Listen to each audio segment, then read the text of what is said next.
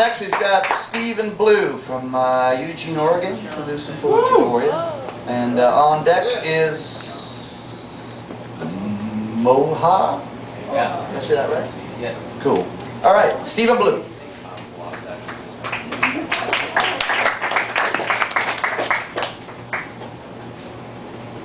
Hey everyone, how you doing? So I'm Stephen Blue. I'm from Eugene, Oregon, by way of Los Angeles, California. And this is my first time ever in New York City, and I'm having a great time. So I love the city. Always dreamed about reading my poetry here in Eugene, so here I am.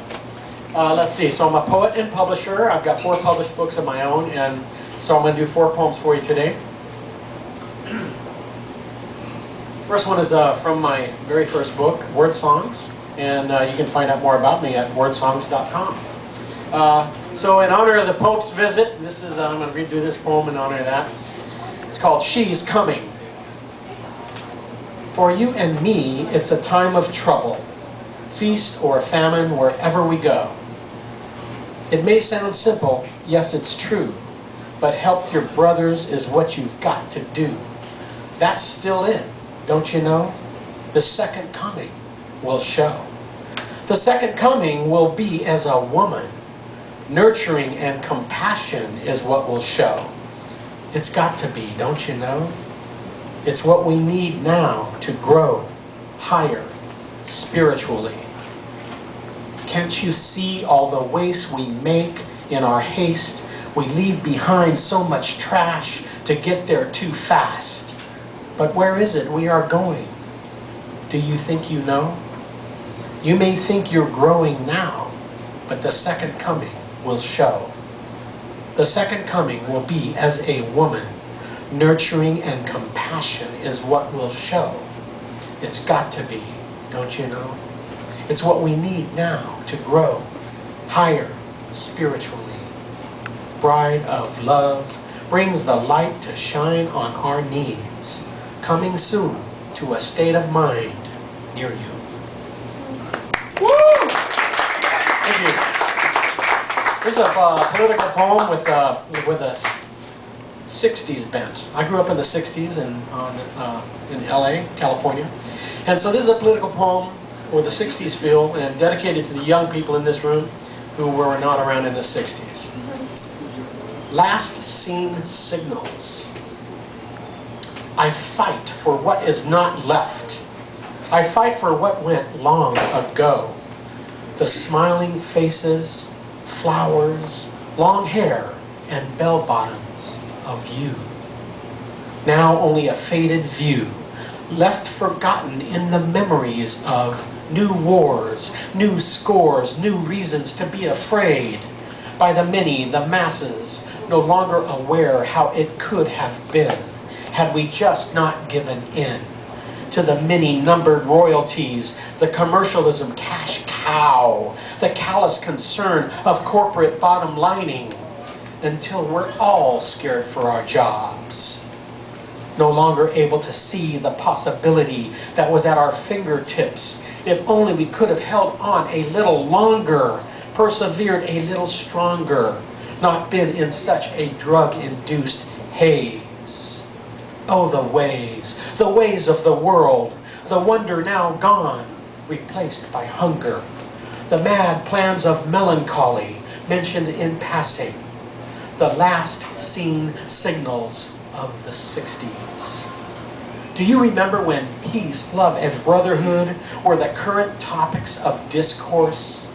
Do you remember when government regulation was strong enough that air pollution standards created cleaner air and the big banks in Wall Street operated with public scrutiny? Do you remember when aerosol cans started disappearing from store shelves, replaced by pump sprays? Do you remember why? Do you remember truth in advertising? Do you remember the fairness doctrine when opposing political views had equal airtime by law?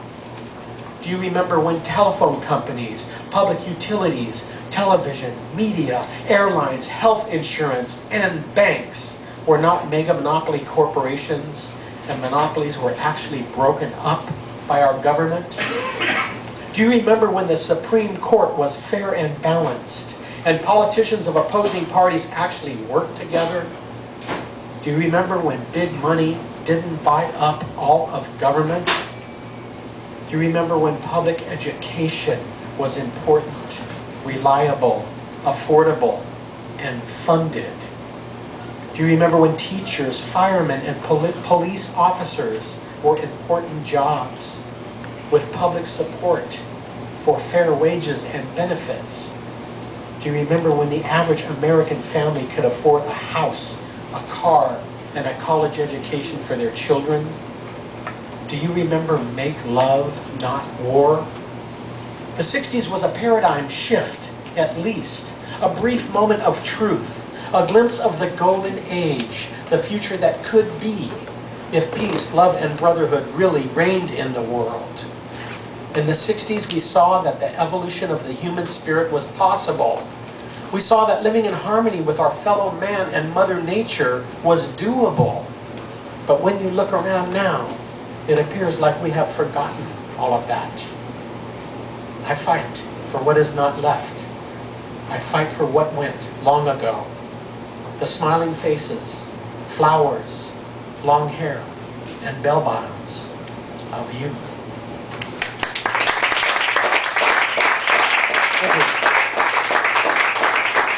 This one is from my newest book, Songs of Sobriety. I'm in recovery. I have been for about 27 years. And it took me about 20 years to write this book. And basically it chronicles the first 10 years of the recovery process in verse format.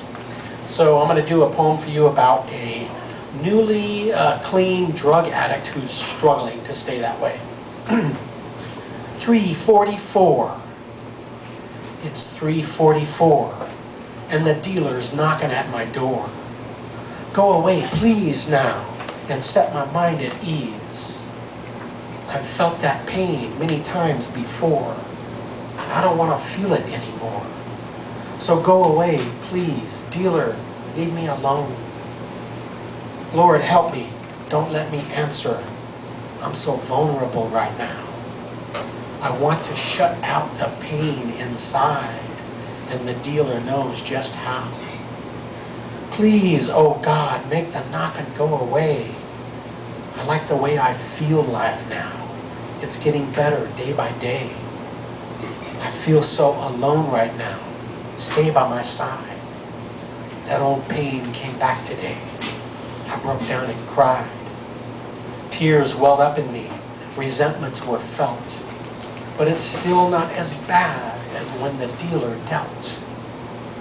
So help me walk through this pain once more, so I won't have to wake up with my face on the floor.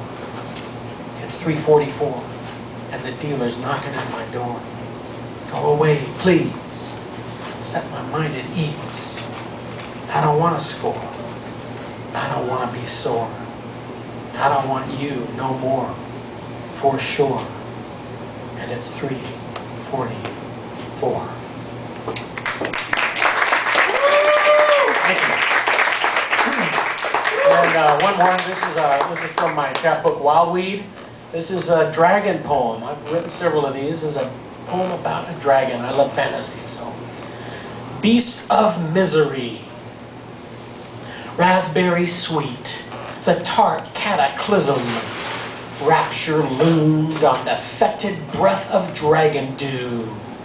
The arrogant beast, he scarfed the mortal's share of compassion until his hideous fashion was all he would ever declare. Locked in the grasp of his ever-growing ego, his was the scourge, the ferment that severs all beauty. The limp repose of his saffron-changing nectar, from angry crimson to wilting yellow, simply moved to bow his head in reticent recoil for the arrogance extended. Now rendered ragged, feeling old and haggard, he longed to receive all that he had taken with no regard or sympathy.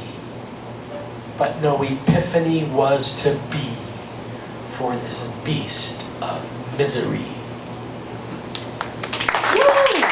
Thank you very much.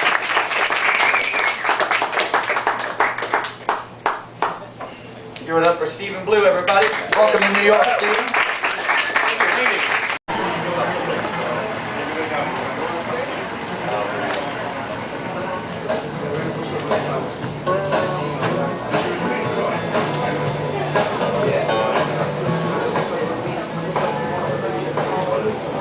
Come on, Rocco.